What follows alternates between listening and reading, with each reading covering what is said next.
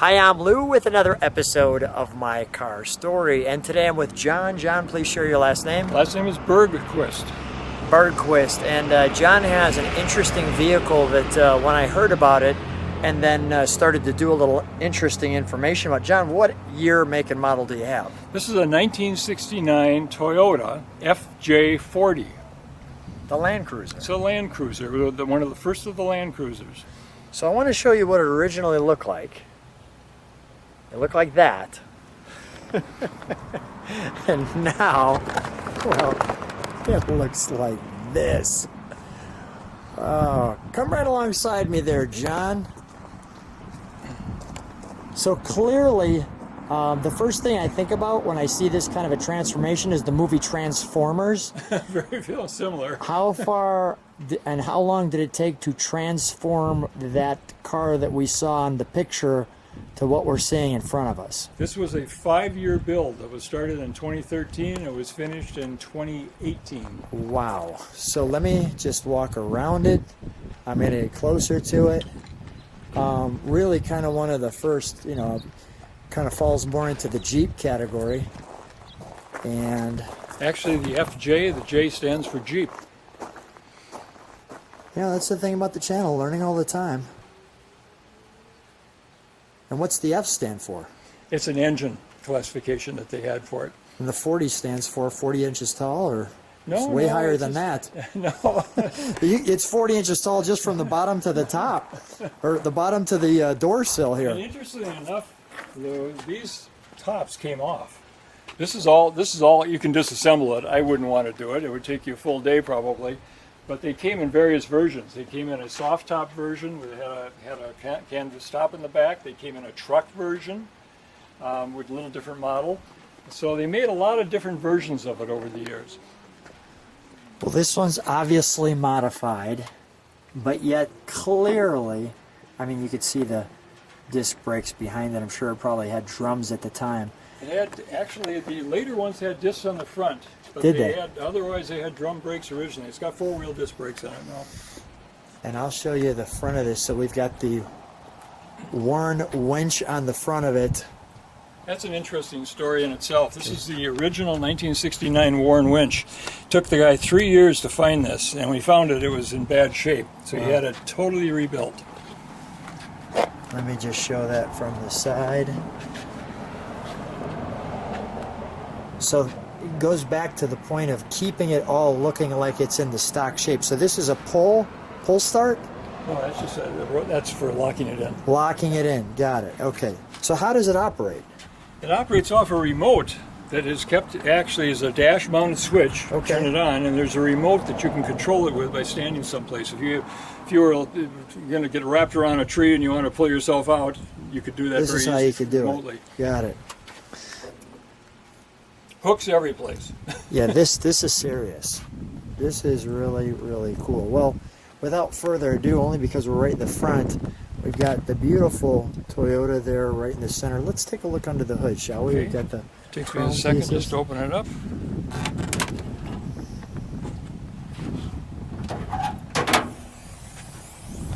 That's smooth.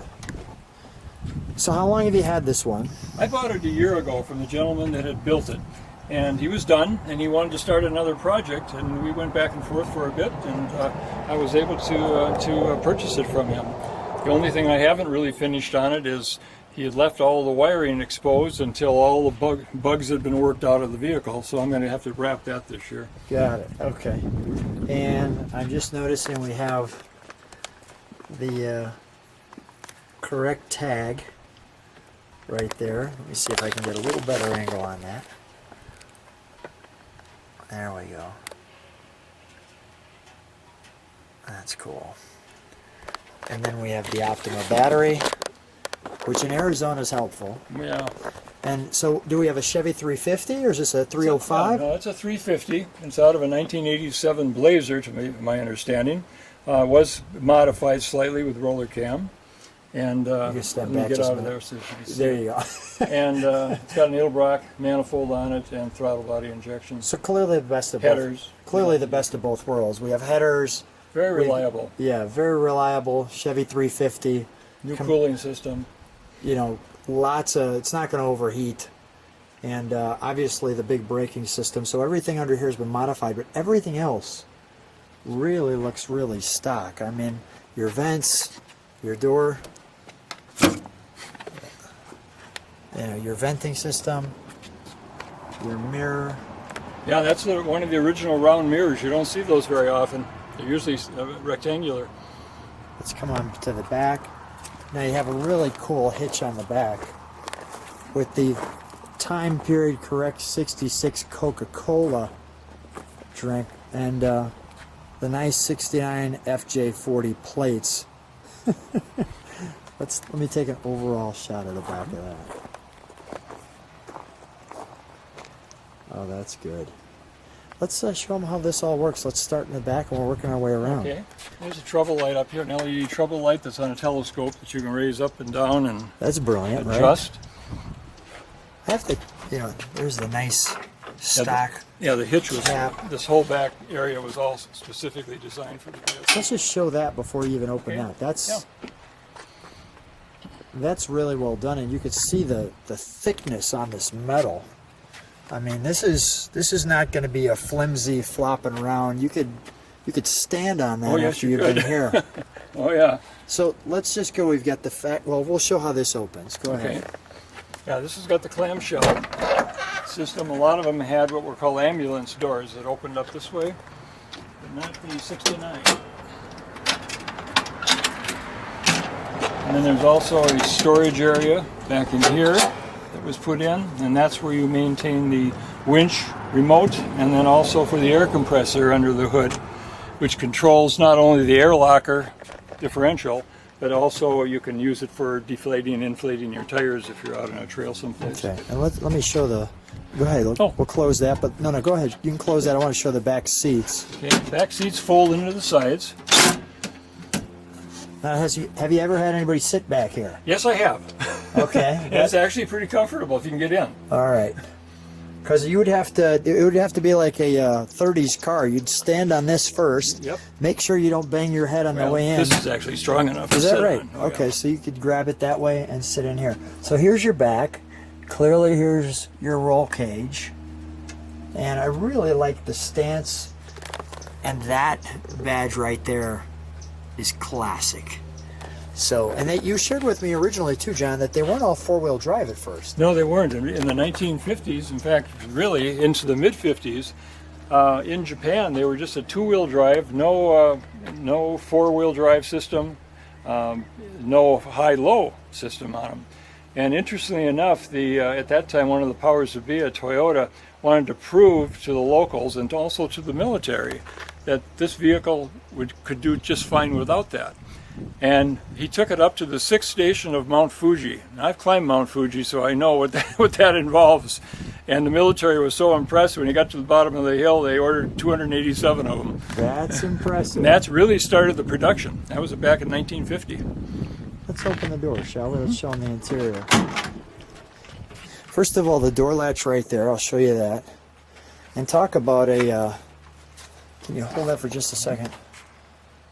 That's pretty serious right there. That's a serious interior door. Later ones, they got nice upholstered panels on them, but not on the early ones. Which I think it looks cool. Let me ask you this. When you take it to a car show, and you've had it to a car show, what's the reaction? Well, one of the reasons I bought it was to get that reaction. What I'm finding is I can go to car shows where there's some really high dollar stuff, and inevitably, this is the one that really attracts the people. They all remembered it. They all knew about them in the 60s, my age group particularly, and they just find them to be an iconic vehicle, very much in the line of the Volkswagens, which have really taken off too. Wonderful, wonderful. So it's a friend maker. We have our pedals here. And those were all moved. And let me show the interior there. Now, obviously, you've updated the seats. I like the fact that you have the Toyota emblem there and there. But what seats are these from? These are out of a Chrysler, believe it or not, and they just sent them to the upholstery shop to do the headrests and this. Otherwise, that's the original upholstery. Let me get inside, and I have to jump in to get inside. There we go. Jumped up and in. We'll juggle with the camera there for a moment. We'll tolerate that. It's Stuart Warner. gauges. Autometer. Autometer. Autometer. Yeah. And Maybe Stuart ordered originally? yeah. Yeah, okay. Vintage air conditioning. It's got a 4-speed automatic transmission, the R4 700 transmission, and a 9-inch Ford rear end. So it's got some pretty hefty gearing in it. So you've got a low and a high and a 4x4 and a not 4x4. Right. So you can take it in and out. Which one's the in and out? The far one or the close The one? left one is the high low, and the other one is the 4x4. So the closer one's 4x4. Yeah. Got it.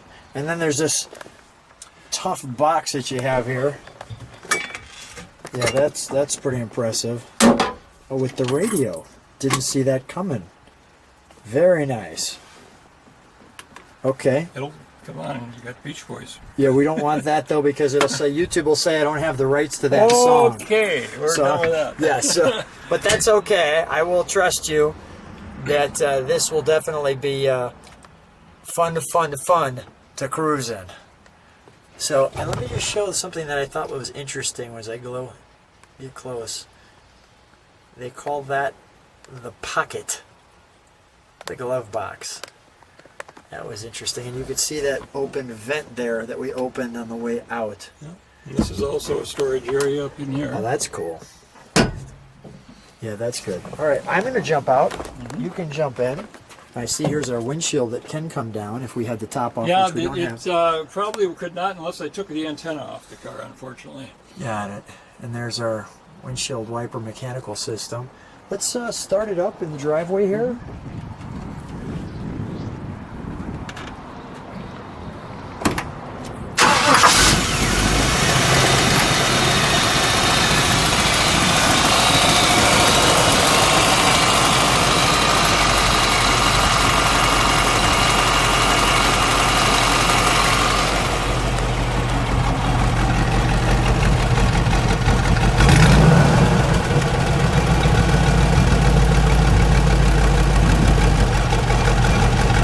Give it a bit of a rev.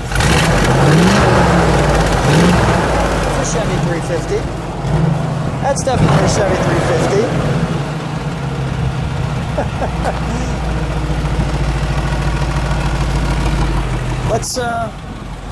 Let's take it for a ride.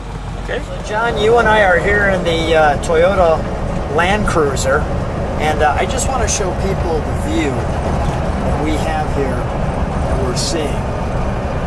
That, well, is spectacular. A little hazy today. Still have some smoke from the fires in California, unfortunately. That's an amazing view. Talk about windshield as we have the Rolls Royce passing us. Gotta love that. But that's quite the view. Never gets old. No, never gets old. Never It changes every day. How does it feel driving the Land Cruiser? It's actually, for a vehicle that's with these big tires, 33-inch tires on it, it's actually pretty smooth. This has only got a 2.5-inch lift on it, and it's got what's called a soft ride suspension, believe it or not, even though we're bouncing around. It's definitely a utilitarian vehicle. It's very much on the same range as an old Range Rover, but it's been modified and updated significantly. You feel kind of macho in it, quite honestly. Well, you do. Interestingly enough, my wife has never been in it because, quite honestly, she can't get in it. Okay, all right. Not without a ladder. Yeah. So it's the right car when you feel like coming out and being a little macho. This is the right one for sure. But it's got great noises it makes because it sounds very machine-like. It doesn't sound car-like at all. You're not hearing intake, you're not hearing exhaust, you're just hearing gears meshing, and that's a wonderful, wonderful thing. Yeah, no, it's mechanical. It's mechanical. It's being an old Volkswagen guy, it reminds me a lot of that. Definitely good stuff. And I mean, it has no problem, as you see, climbing the hills. No, it doesn't. It doesn't. It's got a small Chevy. It's a 350 Chevy V8 in it. 1987 vintage. came out of a Blazer, I understand, and it was modified, roller cams, and they put in a Edelbrock manifold, and it's got throttle body injection system on it, so it's pretty reliable, and probably puts out about 240 horsepower, not much more than that. Well, your share in the original ones only did 58 miles an hour. Well, 58 miles an hour. 58 Yes. miles an hour was top speed on the original ones. They got a little bit better than that at the end in 1984, but not much. Yeah, so that would make this quite challenging.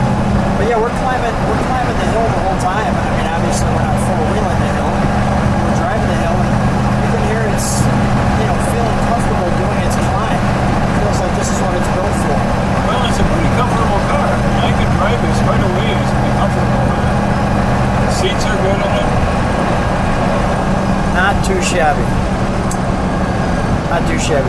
Well, John, what a treat driving around in your Toyota Land Cruiser, which really is, it definitely gets the eyeballs. People are paying attention when it comes down the road, so that's kind of fun too.